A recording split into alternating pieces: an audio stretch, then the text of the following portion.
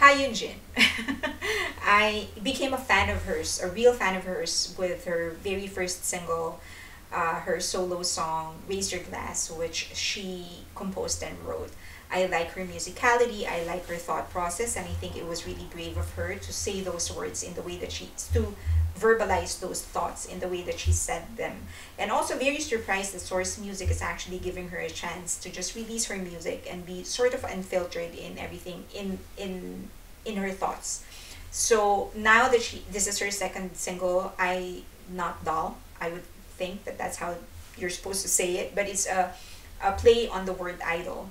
Um, so she's saying that an idol is not a doll, I am not a doll, or something like that, or that idol does not equal a doll. All right, so I'm very excited. Let's get to it.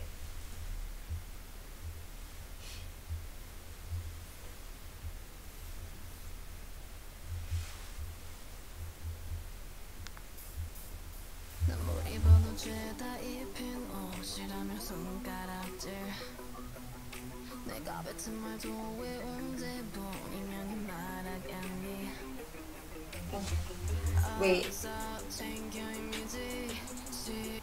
already repeating it.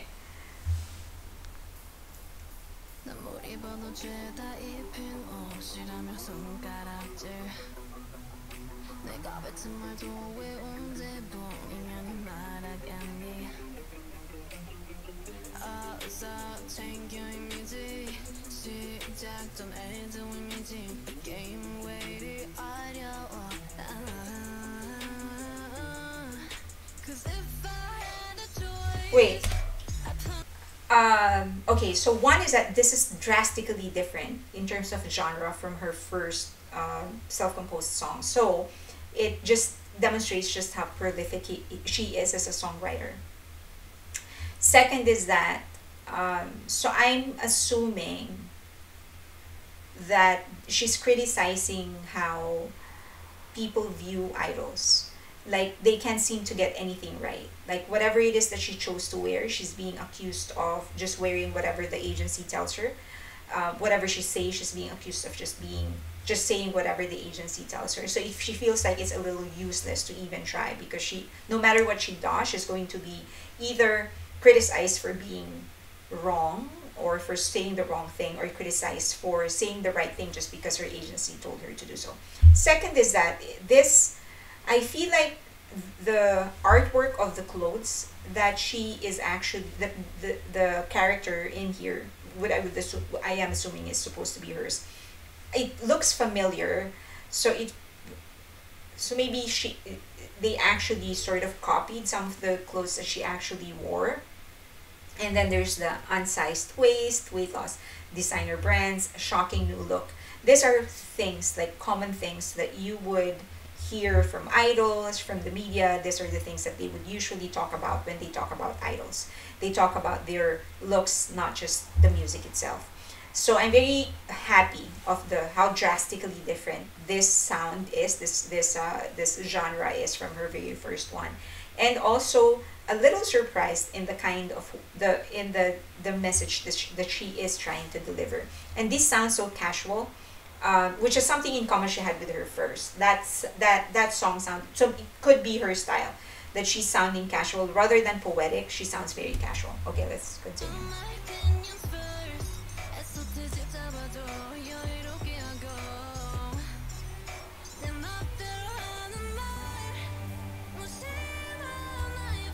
I feel like some of the clothes are actually.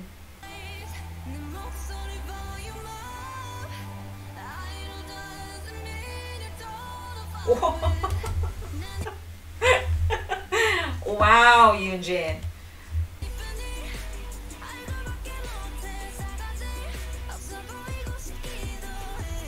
Wow. That is. Okay, let's see. First, this line. I'm really not the type that would get excited over idols cursing. I don't think that you need to curse to be able to deliver. I don't think there's anything special with cursing. I think that's the bottom line. But I appreciate the lack of tact and just being her being just spontaneous about her thoughts. That she feels like cursing, so she cursed. And it is appropriate in this one. That idol doesn't mean that you're a doll to F with.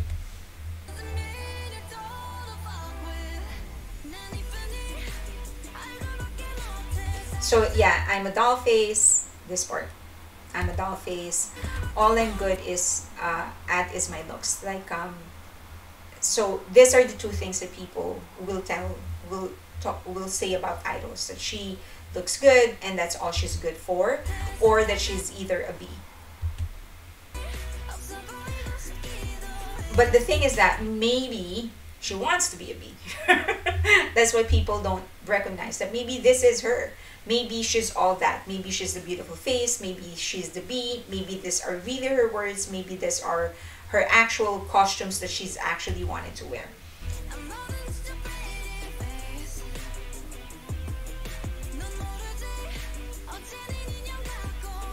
Yeah.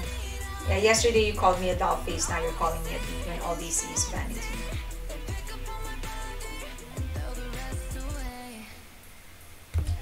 Um, so, okay, so in terms of musicality, I appreciate how different the so let's see.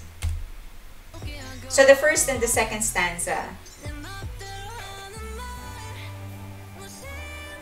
This is a bridge. So, but she sounds, each of the parts sounds very distinct. Like it doesn't. She didn't go for the. She didn't go for a continuous sound.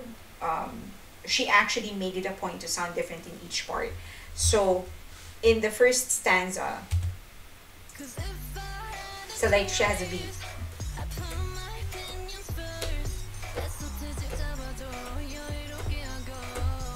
And then when she goes into the bridge, it's drastically different. Like she made it a point to make it sound very, very distinct.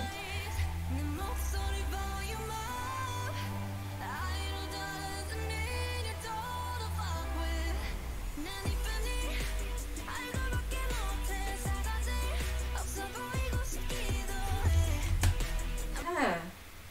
That's interesting. So I think her chorus kind of feels like it's a speed up version of the first and the second stanza.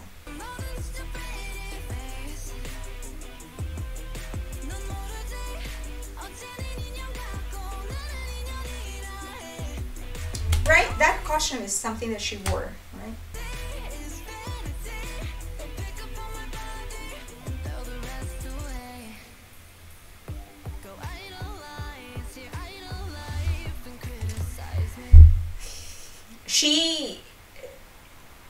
She has a way with words. Go idolize your idol life and criticize me. Your daily routine is pathetic anyway. And like yeah, so like this is the only exciting thing that you do is to shit on me because you have a pathetic life. So go ahead.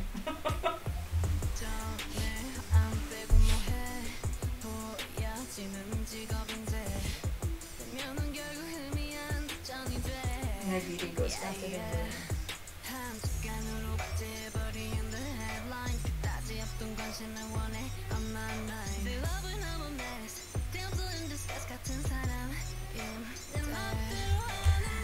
So they love that I'm a mess, a damsel in distress. So, yeah, I think the Korean industry, Korea in general, they like the damsels in distress. Like for women, that's what they like. So yeah.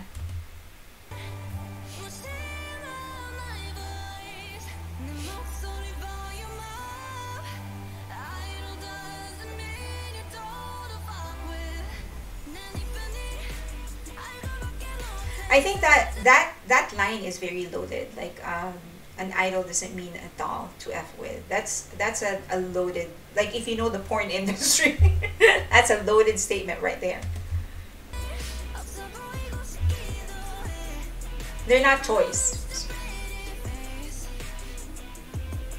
Right? That I think is really something that she really wore. So I'm now convinced that many of the things that they actually made the character wear was something that she actually wore.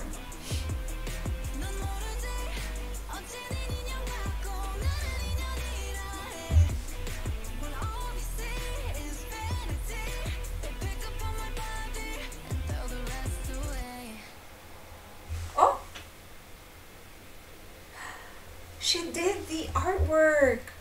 Holy Yunjin, the artist that you are. I have to say, I'm so impressed. There's she is on her way to becoming one of the most prolific, one of the best songwriters from Asia, or maybe from the entire world in general. Doesn't matter from what country. She has it's number one in terms of her musicality. I found it like almost to, if I'm not conscious of what I'm listening to, I would find it hard to um, differentiate between the refrains to the bridges to the choruses and all of those stuff. She has like she would pluck out like the first and the second stanza felt like, well, the first stanza actually felt sounded similar to the chorus. It feels like it just sped up, which is something that not a lot of songwriters would do, because the chorus is where it's the highlight, right? So the climax. So you're supposed to be putting like something special in the chorus, but she decided to do it in a different route. She plucked out from the first stanza and then sped it up to make it the chorus, and then her bridge sounded so drastically different from the first from the refrains and stuff like that. So she has that uncanny ability to just pluck, to make the format of the song very, very different. So this one. Second is that she does have a way with words. She does have a specific type of poetry. It's not the romantic kind of poetry. It's very witty, and she knows how to put different layers in. She can put like 100 layers in a single sentence, in a single line, when she writes. And then it's just how prolific it is. The first one was, you know, melancholic and very smooth R&B type, and this is like pop rock kind of sound. So I'm really excited in the range that she is showing. I hope that in the future, she said that she actually wants to take on producing. I hope that in the future she will get a chance to actually produce one of their tracks. But not disappointed. She delivered.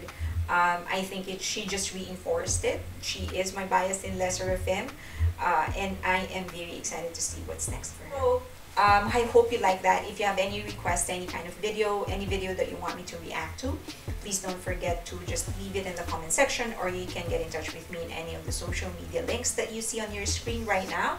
And please don't forget to like, subscribe, and hit that notification button. Till next time.